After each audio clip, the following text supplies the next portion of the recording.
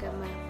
Hubungan kebudayaan dan agama dalam konteks ini, agama dipandang sebagai realitas dan fakta sosial sekaligus juga sebagai sumber nilai dalam tindakan-tindakan sosial maupun budaya. Agama dan juga sistem kepercayaan lainnya seringkali terintegrasi dengan budaya. Agama tidak hanya dapat didekati melalui ajaran-ajaran atau lembaga-lembaganya, tetapi juga dapat didekati sebagai suatu sistem sosial, suatu realitas sosial di antara realitas sosial yang lainnya. Pada umumnya, agama yang masuk akan mengalami proses penyesuaian dengan budaya yang telah ada. Proses penyesuaian ini terjadi begitu saja dalam setiap proses pemaknaan di tengah masyarakat. Dengan demikian, suatu agama yang masuk pada masyarakat tidak pernah bisa ditemukan sebagaimana bentuk aslinya secara utuh. Selalu ada pelenturan nilai-nilai. Kebudayaan yang berkembang dalam suatu masyarakat biasanya merupakan sumber acuan bagi mereka dalam merespon berbagai perubahan. Setiap keyakinan dan agama yang masuk akan diseleksi. Proses ini sebagai upaya memilih yang sesuai atau yang jauh berbeda dan berlainan dengan budaya yang berkembang di masyarakat. Sebabnya adalah agama yang masuk merupakan agama yang telah dikemas dalam bungkus budaya tempat agama itu berasal. Seperti masuknya Islam ke Indonesia yang disyiarkan oleh orang-orang Arab, India, dan Persia. Dalam hal ini terjadi pertautan antara kebudayaan penyebar agama Islam dengan kebudayaan penerima agama Islam atau budaya lokal. Demikian juga budaya masyarakat lokal dapat mengakomodasi nilai-nilai ajaran Islam sehingga terjadi sinergi antara keduanya. Walaupun antara agama dan budaya mempunyai corak dan wilayah tersendiri, akan tetapi kedua fenomena ini tidak bisa dilepaskan antara satu dengan yang lainnya. Baik, di sini saya akan melanjutkan mengenai pendekatan kontekstual dalam tafsir Indonesia. Definisi dari pendekatan adalah suatu disiplin ilmu yang dijadikan landasan kajian sebuah studi atau penelitian. Nah, kemudian menurut Abdul Said, dalam penafsiran Al-Quran pada zaman modern ini ada 3 pendekatan yang berkaitan dengan penafsiran isi etika hukum Al-Quran. Yang pertama ada tekstualis, 2 semi-tekstualis, dan yang ketiga kontekstualis.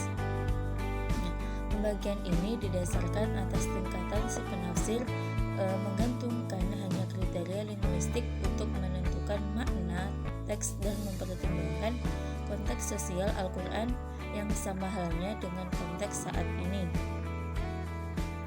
Nah, jika dilihat dari segi etimologi, kata kontekstual berasal dari bahasa Inggris yaitu konteks.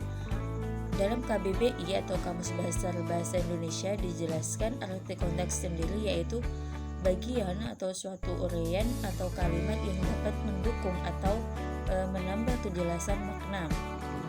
Yang kedua ada situasi yang ada hubungannya dengan suatu kejadian. Dan kontekstual adalah sesuatu yang berhubungan dengan konteks. Sedangkan secara terminologi, menurut Nur Muhajir memberikan definisi yaitu berbagai usaha untuk memahami makna dalam rangka mengantisipasi problem-problem sekarang yang biasanya muncul. Nah, kemudian pendekatan kontekstual yaitu pendekatan yang berorientasi pada latar belakang sosiohistoris di mana teks muncul dan diproduksi menjadi variabel penting yang selanjutnya ditarik ke dalam konteks pembaca atau si penafsir di mana ia hidup dan berada dengan pengalaman budaya, sejarah, dan sosialnya sendiri. Jadi, pemahaman kontekstual sifatnya yaitu gerakannya adalah dari bawah ke atas, dari praksis atau konteks menuju refleksi. Nah, karena Al-Quran sendiri turun dengan bahasa Arab untuk orang Arab yang secara kondisi sosial historisnya tentu berbeda dengan kondisi di Indonesia saat ini. Maka dari itu, beberapa penulis berpendapat bahwa proses penafsiran bisa saja terjebak dalam subjektivitas mufasir dan rentan terhadap pemaksaan dalam penafsiran. Dan Qurra Shihab menjelaskan bahwasannya setidaknya ada 6 faktor yang menyebabkan kekeliruan dalam penafsiran.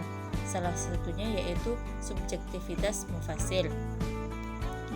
Penggunaan pendekatan kontekstual dalam penafsiran Al-Quran adalah upaya untuk memahami ayat-ayat Al-Quran dengan memperhatikan dan mengkaji konteks atau aspek-aspek di luar teks yang dihubungkan dengan peristiwa-peristiwa atau keadaan-keadaan yang menyebabkan turunnya suatu ayat dan apa yang melatar belakangi historisnya, geografis, sosial budaya, hukum, kualitas, dan sebagainya.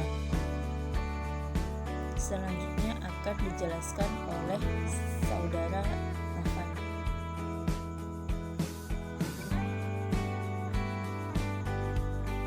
Jadi, kajian ayat-ayat Al-Quran secara kontekstual erat hubungannya dengan pemahaman asbabun nuzul. Meskipun pada kenyataannya tidak semua ayat memiliki asbabun nuzul yang membuat status yang bersifat umum atau bersifat khusus. Oleh karena itu, dengan mengetahui kondisi yang menyebabkan turunnya ayat Al-Quran, akan dapat menentukan dengan mudah apakah ayat tersebut dapat dipahami dengan pendekatan tekstual ataukah dengan pendekatan kontekstual. Yang menjadi persoalan sekarang adalah bagaimana menentukan mana yang tekstual dan mana yang kontekstual. Pada dasarnya, pendekatan kontekstual ini cenderung menggunakan analisis yang bergerak dari praksis ke refleksi. Analisis ini mengandung arti bahwa pemahaman Al-Quran secara konteks merupakan usaha dari seorang mufassir dalam memahami ayat-ayat Al-Quran melalui konteks dari ayat-ayat Al-Quran itu sendiri dan melihat kondisi dan situasi di mana dan karena alasan apa ayat-ayat Al-Quran itu diturunkan. Fazlur Rahman telah menggagas metode tafsir kontekstual dengan menggunakan pendekatan hermeneutik model Emilio Betti untuk memperoleh makna objektif sebuah teks. Rahman mengajukan teori gerakan ganda yang harus ditempuh untuk menafsirkan Al-Quran, yakni dari situasi sekarang ke masa Al-Quran diturunkan dan kembali lagi ke masa kini. Setelah mengetahui apa yang menjadi ideal moral dari ayat, itulah kita bisa menyelesaikan problem kontemporer di mana penafsir itu hidup dan berada. Pendekatan kontekstual dengan model hermeneutika di Indonesia dipopulerkan oleh Taufik Adnan Amal dan Samsul Rizal. Di Indonesia dipopulerkan oleh Taufik Adnan Amal dan Samsul Rizal Panggabean. Menurut Taufik Adnan dan Samsul Rizal Panggabean bahwa dalam penafsiran Al-Quran dan pelaksanaan ajarannya dapat dibangun dua kerangka konseptual. Pertama, memahami Al-Quran dalam konteksnya atau konteks kesejarahan dan harfiah. secara memproyeksikannya kepada situasi masa kini. Sedangkan kerangka konseptual kedua adalah membawa fenomena-fenomena sosial ke dalam naungan tujuan-tujuan Al-Quran. Selanjutnya, yaitu pembahasan terakhir di makalah kelompok kami, yaitu mengenai pengaruh alam terhadap perkembangan budaya dan agama. Untuk dapat memahami apa yang sebenarnya terjadi di dalam masyarakat, maka yang penting adalah seseorang harus mempunyai sudut pandang atau perspektif yang jelas untuk memahami masyarakat yang sangat kompleks.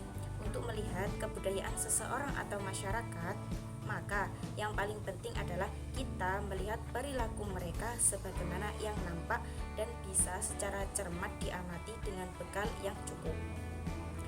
Dalam pembahasan kali ini ada beberapa poin yang akan saya jelaskan terkait tentang pengaruh alam terhadap perkembangan budaya dan agama. Untuk poin pertama yaitu mengenai dasar-dasar evolusi budaya. Perubahan-perubahan cara hidup dari generasi ke generasi merupakan hal yang menunjukkan adanya gejala evolusi dalam kebudayaan masyarakat. Kebudayaan seperti ini terjadi pada generasi yang lebih awal, yang sering juga disebut primitif. Primitif itu berarti pertama atau biasa disebut dengan istilah dahulu sekali. Kebudayaan primitif sering mengacu pada corak kebudayaan bangsa-bangsa terpencil yang belum berkembang dalam agama, ilmu pengetahuan, seni, dan lain sebagainya. Seperti halnya contoh yaitu manusia yang menyesuaikan diri terhadap lingkungan. Itu dilakukan dengan cara menumbuhkan dan mengembangkan kebudayaan sebagai jalan keluar. Dengan kebudayaan, manusia akan berusaha keras agar mampu mengubah lingkungan sesuai dengan kehendaknya, meski tetap saja hal itu terbatas bagi manusia. Gejala perubahan semacam itu menunjukkan bahwa pemikiran sebagai dasar dari kebudayaan senantiasa mengalami perubahan. Aneka tantangan yang terjadi dari alam sekitarnya sangat berperan dalam pemikiran umat manusia di setiap generasi. Seperti yang terjadi dalam individu, berbagai hasil pemikiran dalam satu generasi itu tidak selalu terus hilang dan diganti dengan pemikiran yang baru. Akan tetapi, justru menjadi kekayaan generasi berikutnya dan terus dikembangkan. Hal ini menjadi sebagian sebab hasil-hasil pemikiran setiap generasi, yang mana itu terus mengumpul, semakin lama akan menjadi semakin kompleks dalam bentuk khazanah sebuah ilmu pengetahuan. Dan dengan demikian, semakin kompleks pula sebuah teknologi. Kalau telah dijelaskan bahwa pikiran dan ilmu pengetahuan itu merupakan hasil dari kebudayaan manusia yang melahirkan serangkaian perbuatan dengan aneka hasilnya, maka tidak salah lagi bahwa budaya manusia itu juga selalu mengalami gejala evolusi. Dari generasi ke generasi, kebudayaan manusia itu terus berubah seiring dengan perubahan zaman, yang semua itu sangat dipengaruhi sebagian oleh faktor lingkungan alam mereka. Lalu dilihat dari ruang dan waktu, kebudayaan itu tidak pernah tetap. Ia terus berubah, makin panjang jarak waktu atau makin jauh jarak ruang, makin besar pula perbedaannya. Hanya saja gerak perubahan itu berbeda-beda temponya. Semakin modern, maka semakin cepat perubahannya. Masyarakat mengalami perkembangan dari yang relatif sederhana kepada yang lebih kompleks. Perubahan itu berlangsung secara berangsur-angsur dalam waktu yang relatif panjang. Tidak ada satu budaya masyarakat itu yang berhenti, melainkan ia akan terus berubah-ubah. Dalam setiap tahap ada warisan kebudayaan yang tetap bertahan. Sebagai contoh yaitu ketika Islam telah masuk di Jawa, agama lain pun masih tetap hidup dengan kadar tertentu. Untuk poin kedua yaitu mengenai agama dan kondisi alam. Jika kebudayaan itu mengalami proses evolusi, maka dapat dinyatakan pula bahwa agama itu juga mengalami proses evolusi. Bagaimanapun agama dalam diri manusia dan masyarakat tidak dapat dilepaskan dari unsur fisik yang alamiah, yang sangat terkait dengan kebudayaan mereka. Seiring dengan perkembangan pemikiran, pemahaman seseorang atas agama itu juga senantiasa mengalami perubahan dan perkembangan. Perubahan demikian itu diakibatkan oleh perubahan kompleksitas organ dan tuntutan hidup jasmania sebagai unsur alamiah. Memang setiap manusia itu lahir sudah mempunyai fitrah bertuhan.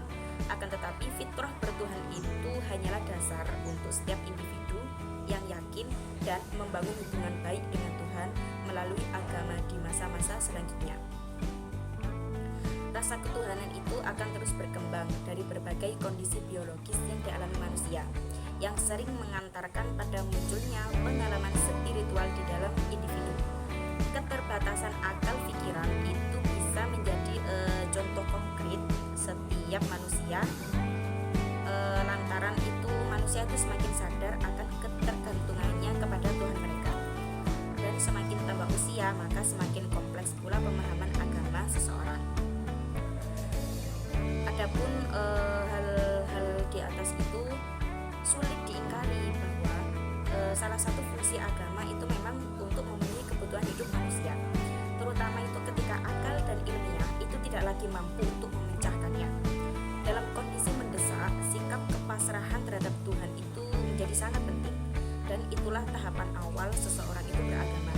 Dalam pemahaman ini, agama itu berfungsi sebagai satu bentuk solusi spiritual ketika berbagai persoalan itu sulit dipecahkan melalui solusi material yang berbasis akal pikiran. Seiring dengan perubahan zaman, kebutuhan dan persoalan yang dihadapi manusia itu terus berubah dari generasi ke generasi berikutnya.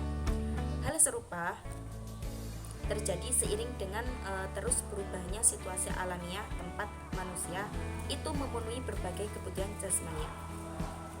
Proses perubahan ini tuh terus berjalan dalam waktu yang sangat panjang.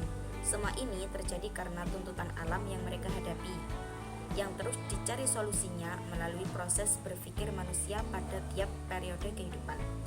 Ia juga terus berpengaruh terhadap cara setiap orang itu dalam memahami dan mempraktekkan ajaran agamanya dalam waktu antar generasi ke generasi, dan tidak akan berhenti selama kehidupan di dunia ini itu berlangsung. Yang terakhir atau poin 3 yaitu Islam dan kondisi alamiah. Islam yang merupakan salah satu agama yang ada itu tentu juga akan mengalami yang namanya problem zaman seperti agama-agama lain di dunia ini. Islam dipercaya turun dari Allah itu sebagai otoritas kebenaran yang mutlak dalam konteks kebudayaan Arab di masa itu. Meski turun pada masa tertentu dan dalam kondisi setempat, tetapi agama ini tuh tidak diturunkan terbatas pada masyarakat Arab pada masa itu saja. Islam itu diturunkan sebagai rahmatan lil alamin yang bebas dari batas-batas ruang dan waktu. Untuk itu, ajaran Islam akan selalu tetap dan tidak akan berubah selamanya. Dimanapun dan kapanpun, Islam akan tetap dapat dipakai oleh siapapun sebagai pedoman. Islam juga mengakui bahwa Islam itu juga mengalami yang namanya hukum evolusi dengan membenarkan hal-hal yang baru dalam hubungan antara manusia. Perubahan alam itu menuntut pemahaman yang lebih dalam tentang ajaran Islam sesuai dengan kondisi yang selalu berubah. Ijtihad itu berjalan terus dalam segala zaman. Quran itu selalu tetap, tetapi ijtihad itulah yang berubah. Dalam pengertian inilah setiap muslim itu meyakini bahwa Islam akan berlaku di setiap zaman. Perbedaan itu semakin kompleks karena penggunaan akal yang berbeda-beda dari setiap individu umat Islam. Dalam dunia Islam selalu hadir tidak hanya seorang ulama. Mereka itulah yang terus diharapkan oleh umat pada umumnya itu untuk memahami ajaran agama secara benar sesuai dengan tuntutan kehidupan pada masanya. Akan tetapi, relativitas pemikiran itu telah membawa bermacam-macam perbedaan pendapat di kalangan ulama tentang hasil ijtihadnya, meski menghadapi situasi dan kondisi umat yang sama. Belum lagi, setiap umat pada umumnya sesuai dengan kapasitasnya itu selalu menggunakan pemikiran mereka untuk memahami ajaran agama dengan cara masing-masing, dan juga hasil belajar dari lingkungan sosial mereka. Realitas seperti itu dalam satu sisi itu menjadi kelemahan, yaitu kelemahan praktek dalam beragama, tetapi di sisi lain itu justru menjadi kekuatan. Mungkin cukup sekian dari kelompok kami yang bisa kami jelaskan, kurang lebihnya mohon maaf.